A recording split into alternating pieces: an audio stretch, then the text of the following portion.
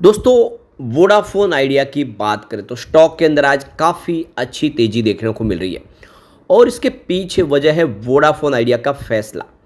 यहाँ पे Vodafone idea ने दीपा के साथ में पार्टनरशिप की है और इसके पीछे जो रीज़न है सस्टेनेबल टेलीकॉम इंफ्रास्ट्रक्चर को मजबूत करना।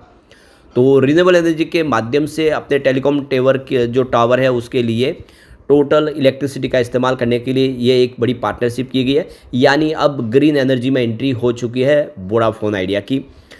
इसके अलावा वोडाफोन आइडिया ने आप देख ही सकते हो कि बड़ा फैसला और किया और वो भी बहुत ही शानदार फैसला है, जिसमें आप देख सकते हो कि वोडाफोन आइडिया अब बिना इंटरनेट के डायरेक्ट सैटेलाइट से आपको कॉलिंग सेवाएं देगी और ये एक बड़ा अचीवमेंट है। जो स्टार लिंक की सेवा है उससे भी शानदार सेवा है। ये क्या आने वाले समय वोडाफोन आइडिया के लिए गेम चेंजर साबित होगी, उसको समझने की कोशिश करेंगे और मार्केट एक्सपर्ट का क्या कहना है वोडाफोन आइडिया को लेकर वो भी जानेंगे इस वीडियो के माध्यम से। लेकिन फ्रेंड्स, उससे पहले अगर आप पहली बार हमारे चैनल पे आए तो चैनल को सब्सक्राइब कर दीजिए, एक बेल आइकॉन दबा दीजिए ताकि जब भी नया वीडियो बने पहला नोटिफिकेशन आपको मिले। वीडियो पसंद आए तो लाइक से जरूर कीजिए। चलो फ्रेंड्स, वीडियो स्टार्ट करते हैं। मैं हूँ आपका दोस्त SB दवे और हमारे अपने चैनल ऑनलाइन कमाई में आपका बहुत बहुत स्वागत है। इससे पहले वोडाफोन आइडिया के कारोबार की बात करें तो इस समय 1 बजे के आसपास का टाइम है। वोडाफोन आइडिया का स्टॉक 6.46 पर आपको ट्रेड करता हुआ दिखाई देगा, जहाँ पे 2.05% की शानदार तेजी है। तो काफ़ी बेहतर कर रहा है। वैसे इंट्राडे में हल्की सी इसमें गिरावट हुई थी पर निचले लेवल से काफ़ी अच्छी खरीदारी देखने को मिल रही है। इसकी परफॉर्मेंस देखें तो 3 मंथ का हाई इसका 8.56 का है, 1 ईयर का हाई इसका 19.18 का है और यही इसका 5 ईयर का हाई भी है। काफ़ी ज़बरदस्त दौड़ लगाई थी, वहाँ से स्टॉक अब काफ़ी नीचे आ गया, ज़बरदस्त लॉस हुआ इसमें। 3 मंथ का लो इसका 6.29 का है और ये इसका 1 ईयर का लो भी है 6.29। फिलहाल अब देखें तो स्टॉक उसी लेवल के आसपास है और आप क्लियरली देख सकते हो कि बिल्कुल अपने लो लेवल पे है, जो काफ़ी ज़बरदस्त नुकसान करा रहा है। वैसे 3 ईयर का लो इसका 5.80 का है और 5 ईयर का लो 4.55 का है। ये स्टॉक नुकसानदेह साबित हुआ है। फिलहाल पूरे वॉल्यूम के मामले में बाजार में नंबर 1 पे पोजीशन पे है, काफ़ी बड़े वॉल्यूम में काम कर रहा है क्योंकि इसके शेयरों की संख्या भी बहुत ज़्यादा है। अब जो बड़ी अपडेट निकल के आ रही है, the digital infrastructure provider association यानी दीपा और वोडाफोन आइडिया ने एक स्ट्रेटेजिक पार्टनरशिप का ऐलान किया है और इसके पीछे जो वजह है कि ग्रीन एनर्जी सॉल्यूशन को एडॉप्ट करेंगे। इंडिया के डिजिटल इंफ्रास्ट्रक्चर लैंडस्केप आप देखें तो उसमें हर तरह की टेलीकॉम सेवाओं के लिए ग्रीन एनर्जी का इस्तेमाल करेंगे इन दोनों पार्टनरशिप के माध्यम से। तो इस पार्टनरशिप का मकसद है कि देखो कि यहाँ पे इम्प्लीमेंटिंग करेंगे ग्रीन एनर्जी सॉल्यूशंस को, green energy open access policies और दूसरे जो भी आप देखें ट्रांसफॉर्मेशन से लेके आप देखें इस सेक्टर के लिए, जो टावर सेक्टर के लिए टोटल क्लीन एनर्जी का इस्तेमाल करेंगे। और आप देखें वोडाफोन और दीपा ने ये एक जॉइंट स्टेटमेंट दिया है फ्राइडे को 20 जून 2025 कल ही। तो टेलीकॉम सेक्टर को बिल्कुल एमिशन फ्री, कार्बन फ्री करना है, जीरो कार्बन पॉलिसी के तहत आगे बढ़ना है। तो वोडाफोन आइडिया ने बड़ा कदम बढ़ा दिया है। ये जो कदम है ये जियो और एयरटेल से पहले इन्होंने उठाया। आप देख सकते हो कि वो नहीं चाहते कि उनकी वजह से पोल्यूशन बढ़े, तो ये ग्रीन एनर्जी की तरफ इनका एक बड़ा कदम है। तो इस पार्टनरशिप के तहत दीपा और VI दोनों मिलके एक यहाँ पे देख सकते हो कि रिन्यूएबल एनर्जी सोर्सेज के माध्यम से टेलीकॉम टावर्स, डाटा सेंटर्स और नेटवर्क फैसिलिटीज़ के लिए बिजली का इस्तेमाल करेंगे और आने वाले समय इन्वायरमेंट फ्रेंडली पूरी तरह से इंफ्रास्ट्रक्चर डेवलप किया जाएगा।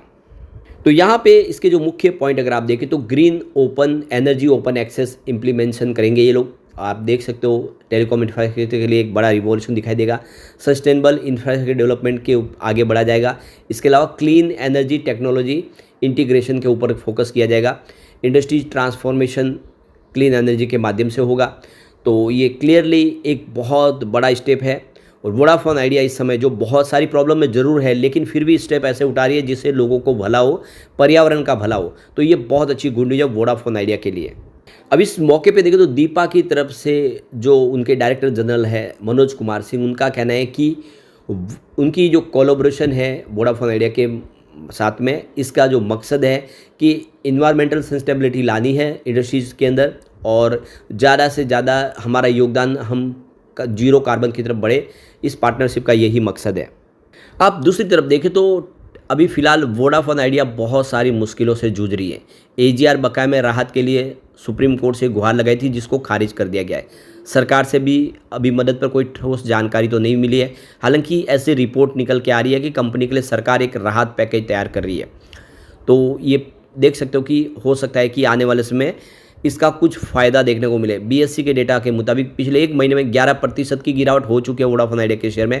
वही पिछले एक साल में 2025 में अभी तक 18% गिर चुका है। तो आप देख ही सकते हो कि यह स्टॉक ने लोगों को लगातार नुकसान दिया है। इस साल की शुरुआत में वोडाफोन आइडिया ने 36,950 करोड़ रुपए के स्पेक्ट्रम बकाये के एवज में सरकार को अपनी कंपनी की हिस्सेदारी दी है। इसमें सरकार की 48.99% की हिस्सेदारी हो चुकी है और वो कंपनी में सबसे बड़े शेयर होल्डर बन गई है सरकार। स्पेक्ट्रम बकाया और राहत के लिए वोडाफोन आइडिया सरकार से आस लगाए हुए, लेकिन सरकार अपनी हिस्सेदारी इससे ज़्यादा नहीं बढ़ाना चाहती। कंपनी ने सुप्रीम कोर्ट से भी गुहार लगाई थी, वहाँ से भी उनको कोई फ़ायदा नहीं मिला।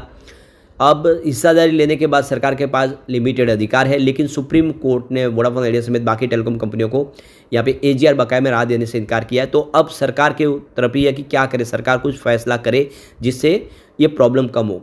कंपनी पर अभी सरकार का एजीआर और स्पेक्ट्रम के मामले में 1.95 लाख करोड़ रुपये का बकाया है। बहुत भारी बड़ी रकम है ये। वोडाफोन आइडिया कह चुका है कि सरकार के सपोर्ट के बिना वित्त वर्ष 2025-26 से वो आगे काम नहीं कर पाएगी। उसे दिवालियापन यानी इंसॉल्वेंसी के लिए नेशनल कंपनी लॉ ट्रिब्यूनल का दरवाजा खटखटाना पड़ेगा। तो सरकार इसके लिए कुछ कोशिश कर रही है, राहत पैकेज की तैयारी कर रही है। दूसरी जो सबसे बड़ी गुड न्यूज है कि वोडाफोन आइडिया ने एक बड़ा कदम बढ़ा दिया है। इस समय जो प्रॉब्लम हो वो भले ही हो, लेकिन अपना बिजनेस किस तरह से आगे बढ़ाना, इसके लिए इन्होंने AST स्पेस मोबाइल के साथ में पार्टनरशिप की है। और इस पार्टनरशिप के जो वजह से देखें तो आने वाले समय एक रिवॉल्यूशन आ सकता है। बिना नेटवर्क के भी आप कॉल कर पाएंगे। आपके लिए मोबाइल टावर आने की ज़रूरत नहीं है, उसके बिना आप कॉल कर पाएंगे डायरेक्ट सैटेलाइट से। तो ये एक बड़ा आप देखें तो एक नया माइलस्टोन अचीवमेंट हो सकता है। तो करोड़ों यूजर्स को बेहतर सर्विस देने की तैयारी वोडाफोन आइडिया ने कर ली है। और एयरटेल, जियो और BSNL को टक्कर देने के लिए वोडाफोन आइडिया ने एक अमेरिकी कंपनी AST स्पेस मोबाइल के साथ में पार्टनरशिप की है।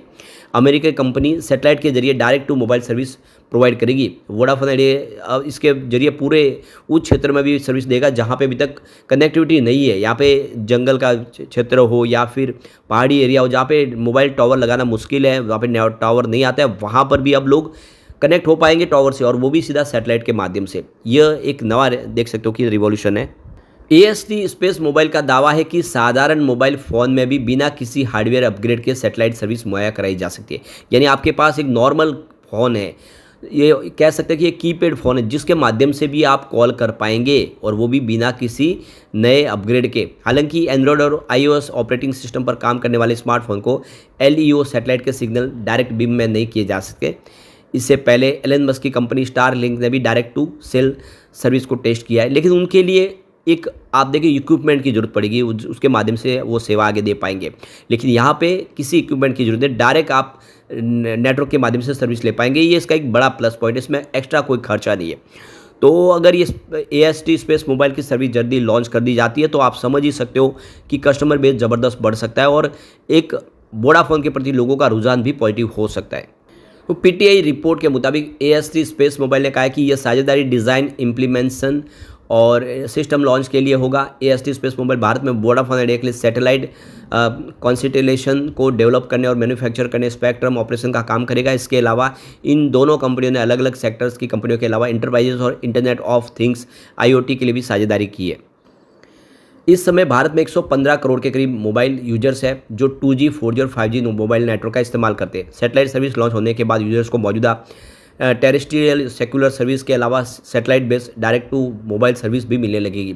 AST स्पेस मोबाइल के chief commercial officer Chris Avery ने कहा कि भारत एक बहुत बड़ा और डायनेमिक टेलीकॉम मार्केट है, जिसकी वजह से यहाँ पे सैटेलाइट बेस्ड सेलुलर ब्रॉडबैंड में टेरेस्ट्रियल मोबाइल नेटवर्क को कंप्लीमेंट कर सकती है।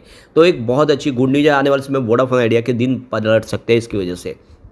लेकिन फ्रेंड्स, कोई भी इन्वेस्टमेंट करने से पहले अपने फाइनेंशियल एडवाइजर से एडवाइस ले ले या अपने खुद का रिसर्च करें, क्योंकि मैंने वीडियो आपके एजुकेशनल पर्पज़ के लिए ही बनाया। वीडियो पसंद आए तो लाइक से जरूर कीजिए और चैनल को सब्सक्राइब कर दीजिए। Thank you friends.